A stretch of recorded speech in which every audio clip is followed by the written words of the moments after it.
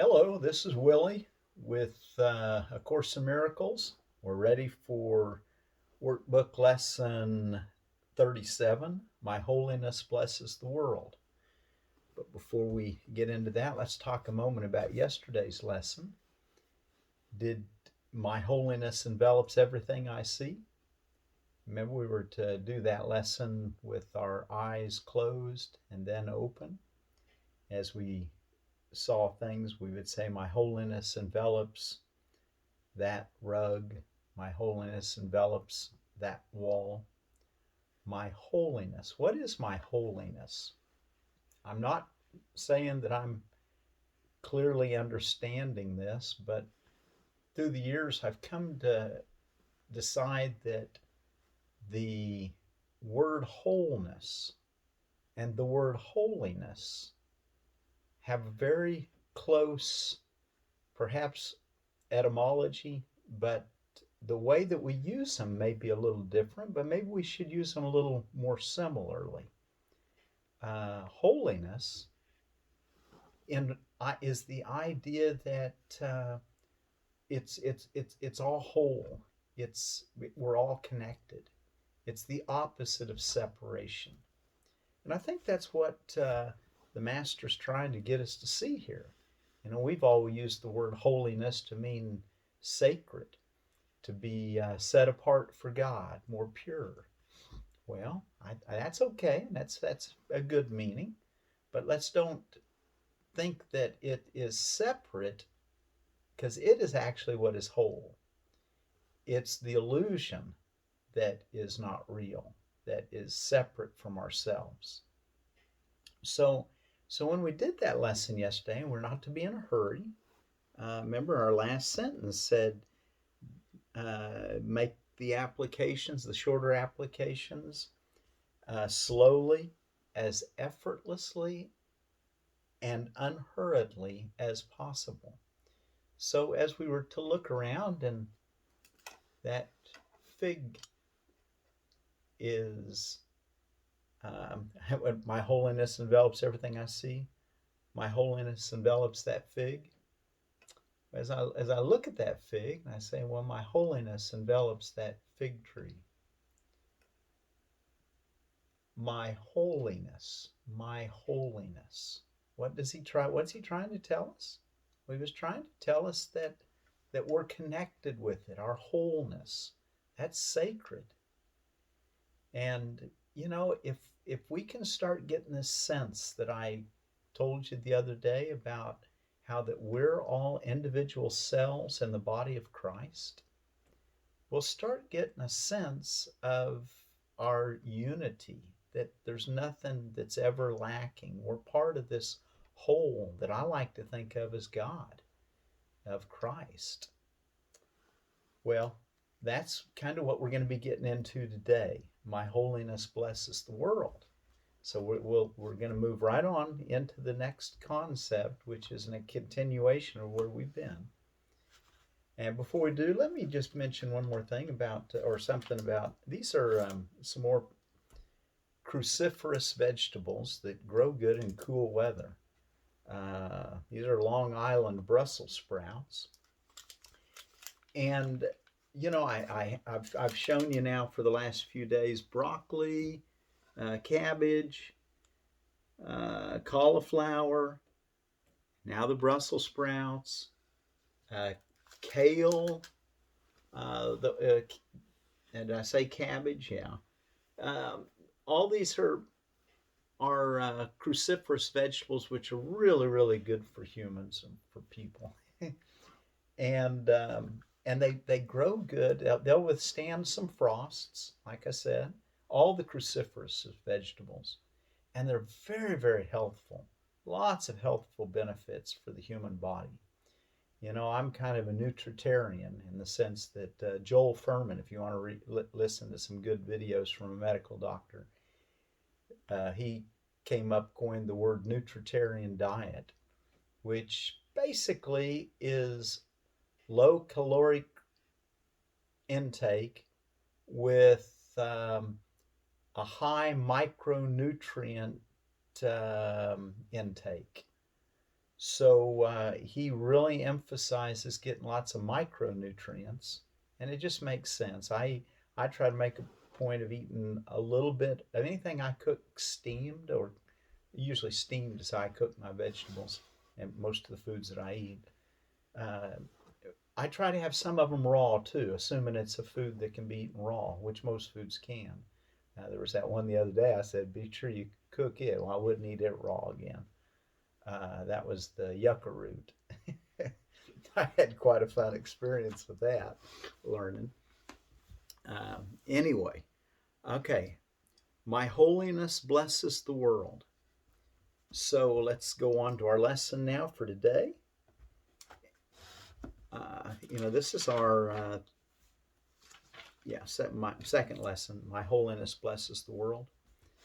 Yesterday, my holiness envelops everything I see. Well, this is going to be a continuation. Lesson 37, my holiness blesses the world. This idea contains the first glimmerings of your true function in the world, or why you are here. Your purpose is to see the world through your own holiness. Your purpose is to see the world through your own wholeness, your own interconnectedness, your own sacredness, your own holiness. Thus are you and the world blessed together. No one loses. Nothing is taken away from anyone. Everyone gains through your holy vision. It signifies the end of sacrifice because it offers everyone his full due. And he is entitled to everything because it is his birthright as a son of God. Whoa, everyone is entitled to everything. Paragraph 2. There is no other way in which the idea of sacrifice can be removed from the world's thinking. Any other way of seeing will inevitably demand payment of someone or something. As a result, the perceiver will lose, nor will he have any idea why he is losing. Whoa, so now you're losing out and you don't even know why. You'll have no idea why. Yet in his wholeness, now we're using the word wholeness right here. Yet in his wholeness, with the W on the front, WHOLENESS, yet in his wholeness, yet is his wholeness restored to his awareness through your vision. Your holiness blesses him by asking nothing of him.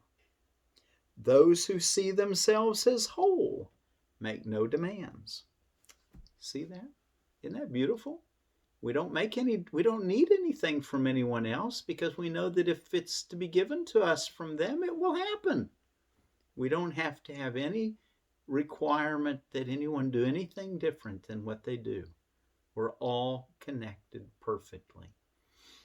That's why I always try to encourage you all guys to remember that we're blessed. We are really, really blessed.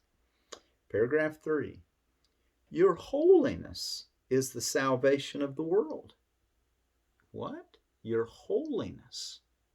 Your wholeness, your interconnectedness, your oneness with God is the salvation of the world. It lets you teach the world that it is one with you.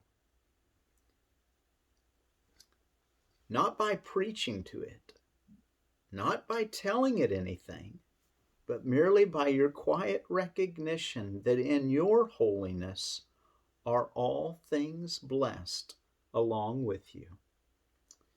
Paragraph 4. Today's 4 longer exercise periods, each to involve 3 to 5 minutes of practice, begin with the repetition of the idea for today, followed by a minute or so of looking about you as you apply the idea to whatever you see. So we're going to start off with eyes closed, and we'll say, my holiness blesses the world. And then we'll open our eyes and say, my holiness blesses this chair. My holiness blesses this window. My holiness blesses this body. Then close your eyes and apply the idea to any person who occurs to you, using his name and saying, my holiness blesses, and then you, then put in the name. Okay, so we're going to be going back and forth from looking at the world with our eyes open, saying, my holiness blesses whatever we see, and my holiness blesses, and we're going to name a person or persons that our mind brings up to our awareness. You may continue the practice period with your eyes closed. You may open your eyes again and apply the idea for today to your outer world, if you so desire. You may alternate between applying the idea to what you see around you and to those who are in your thoughts. Or you may use any combination of these two phases of application which you prefer. The practice period should conclude with a repetition of the idea with your eyes closed, and another following immediately with your eyes open. So this is an open and closed case. This is an open and closed meditation. Opening our eyes and closing our eyes, and seeing that this, my holiness, blesses the world, applies to the outer world and the inner world. So we're going to bless everyone that we think of, and we're going to bless everything we see. Those are the two encouragements he gives us to practice on this particular lesson. And how many times are we going to do it today? Today's 4 longer practice periods, each to involve 3 to 5 minutes of practice. Okay, and then throughout the day, we're just going to do the same thing, but just in a moment. Close our eyes for a moment. Our shorter practice periods will involve closing our eyes, saying, my holiness blesses the world. I like to start that way. And then open my eyes. My holiness blesses. I just say something and then close it again. My holiness blesses the world. Or say the name of a person. My holiness blesses. You may continue the practice period with your eyes closed. This is on the shorter one. Open your eyes again and apply the idea for today to your outer world if you so desire. You may alternate by applying the idea to what you see around you and to those who are in your thoughts, or you may use any combination of these two phases of application, whichever you prefer. Okay? So that will be our shorter practice periods. Just keep this idea, really make it home today with this idea. My holiness blesses the world. Many of you may reach a place of complete transcendence in your thoughts with this particular lesson. Everything's there to give it to you. If you haven't considered that you're one with all, this lesson will surely encourage you to recognize that. So, as you recognize that you're one with all, you'll be blessed in so doing. And thank you. We'll see you tomorrow. My holiness blesses the world.